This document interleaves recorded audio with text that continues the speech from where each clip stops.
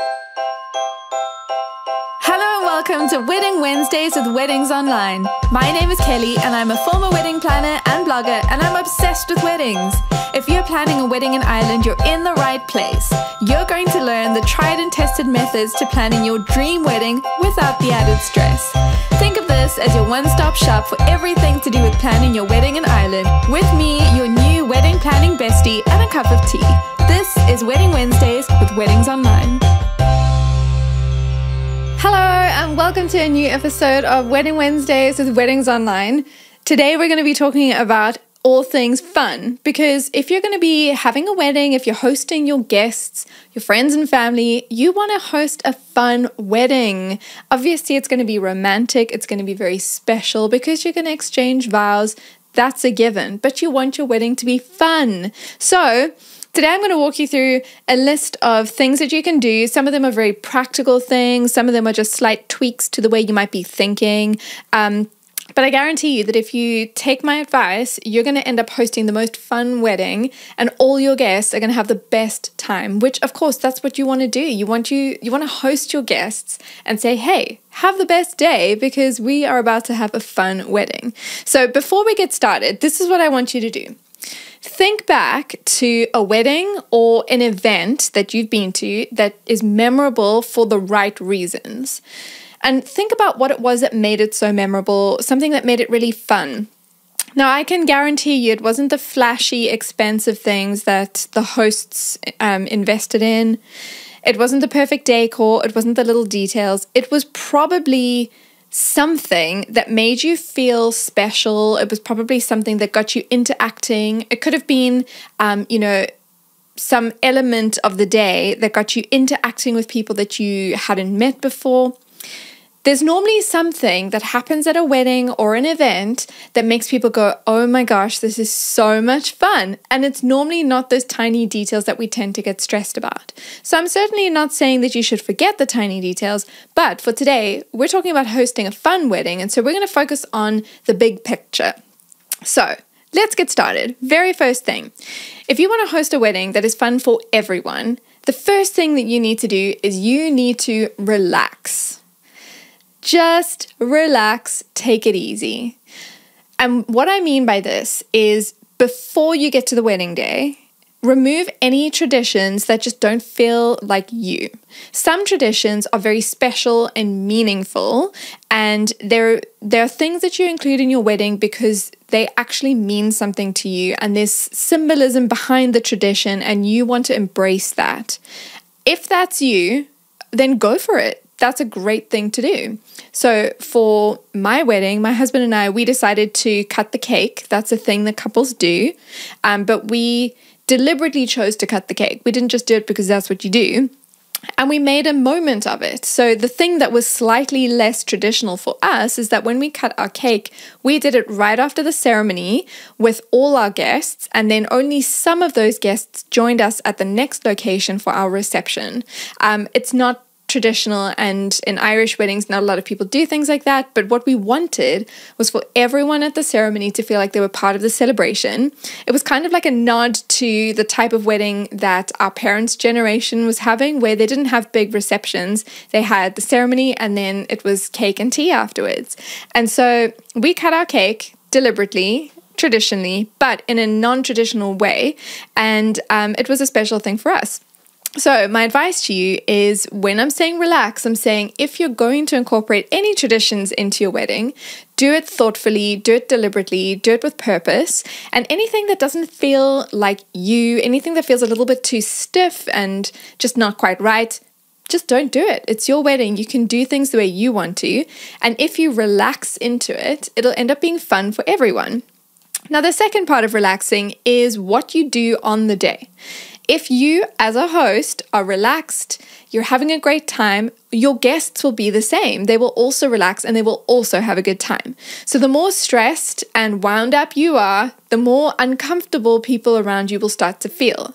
And the opposite is true. If you're just having a great time and you don't care about the details, you don't care that, the timeline isn't going perfectly according to plan, no one else will notice that anything is slightly off, and they will just be having a fun time with you. So that's why I said that one first, because it's probably the most important one, which is to relax. My final tip that I'm going to share is probably my second most important one. So you don't want to miss that one. So stick around to the last tip. But if you are struggling to relax, I actually created a guided meditation that we did a few weeks ago, and I'm going to pop a link to that in the notes for this episode.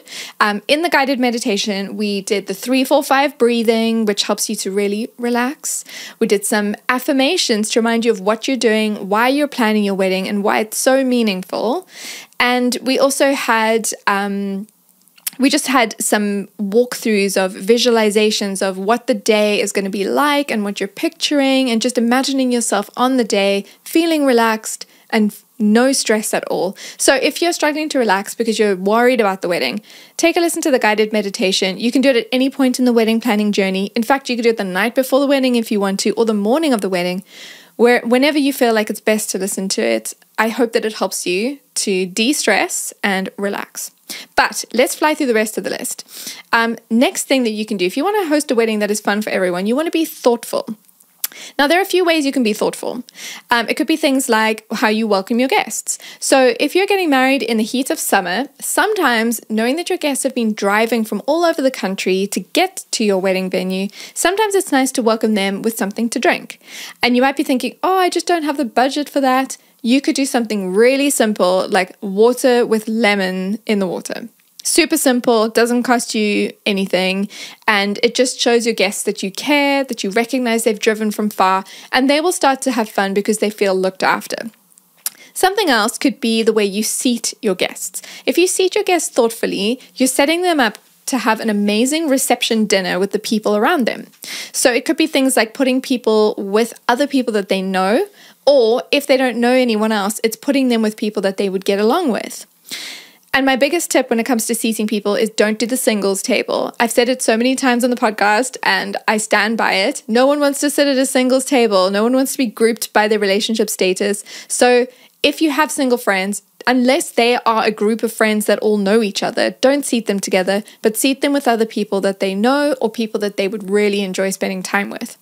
So as you can tell, thinking about these thoughtful things doesn't always have to be a big expensive thing. It's just the way you consider how your guests will experience your wedding as you make decisions. And then on the day, they'll have a great time.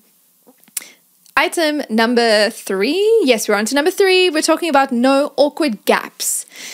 So consider your wedding timeline. And if you were a guest at your own wedding, you would want to have a day that flows smoothly, a day that doesn't feel too rushed, but a day that also doesn't have long gaps of time where no one knows what to do.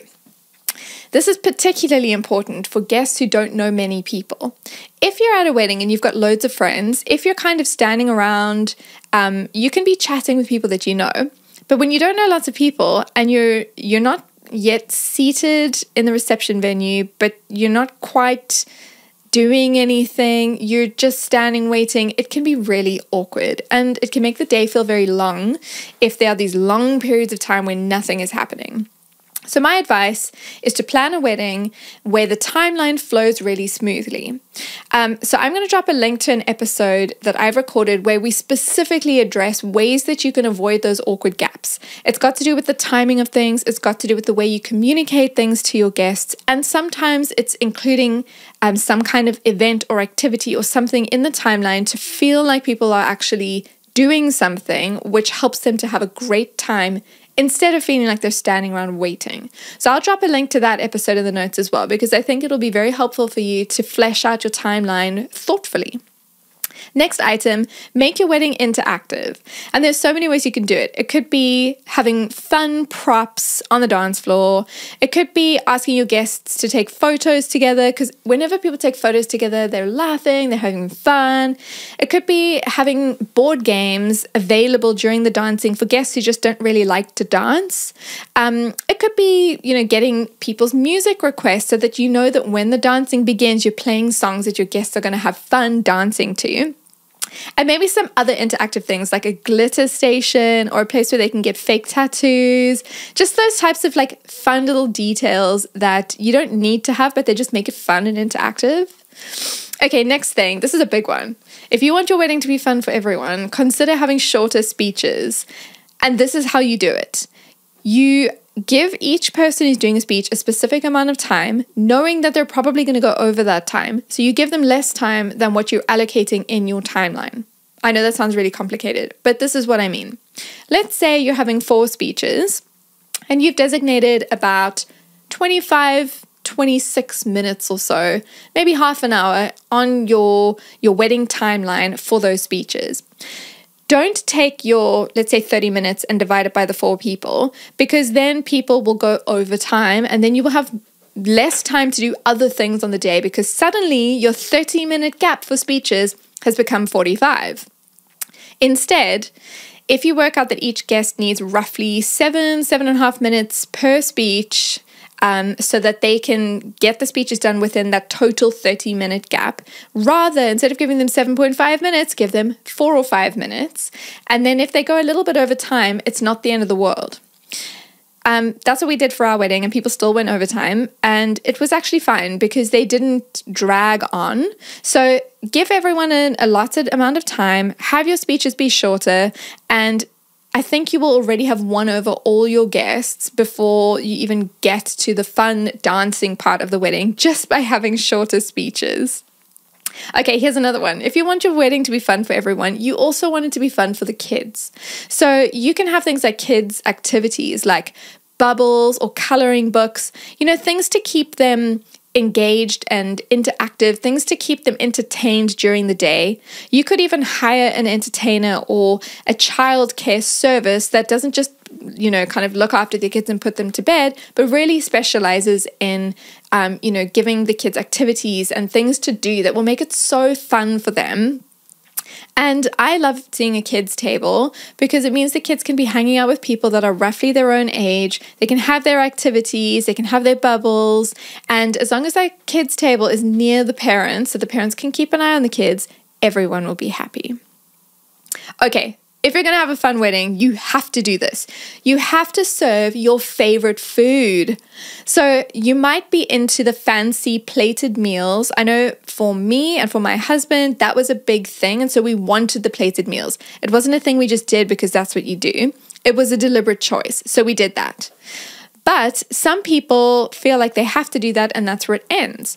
But maybe there's some other food that you really love and you want to incorporate it into other parts of the day. Things like a popcorn bar, you could have one of those. You could have your tato sandwich packs later in the night, donuts or pizza. So you can have your fancy meal if that's what you want and that's what you know your guests will like. But you can also have the more casual, snacky type food that you love, maybe as a midnight snack to keep everyone full of energy and ready to carry on dancing the night away. Something else you can do if you want to have a fun wedding is you can surprise people. Who doesn't love a surprise? Surprises are the types of things that make your guests speak about your wedding for years to come. And here are some ideas of some surprises you could consider. You could have a jaw-dropping fireworks display. Just imagine guests going, "Oh my gosh, that's amazing." You could have a drum performance, a magician or a mentalist just blowing people's minds, or you could have some kind of interactive dance like a ceilidh dance or an Irish dance, something like that that just gets guests in the mood to carry on partying. But if you surprise them with something, I guarantee you, your guests will be talking about it for a long, long time. Okay, we just got 3 more items on the list. Next up, if you want your guests to have a great time at your wedding, make them laugh. This could be by having a caricaturist draw people. Have you ever been drawn by a caricaturist and seen the cartoon version of yourself and not laughed? I guarantee you, your guests will love that. You could have a comedy show if that's something that you are into. It's something you could do during the dinner or during the cocktail reception hour while you're having your pictures taken. Your guests could be enjoying a comedy show. Or on a more simple note, when you have wedding signs around the wedding venue, like welcome signs or signs to direct people to the photo booth or to the bathrooms, you could include cute and funny puns in those signs, just things that make guests have a chuckle. That's just a simple way of making them laugh too. Okay, another big one, before we get to the really big one, is have a great DJ and band.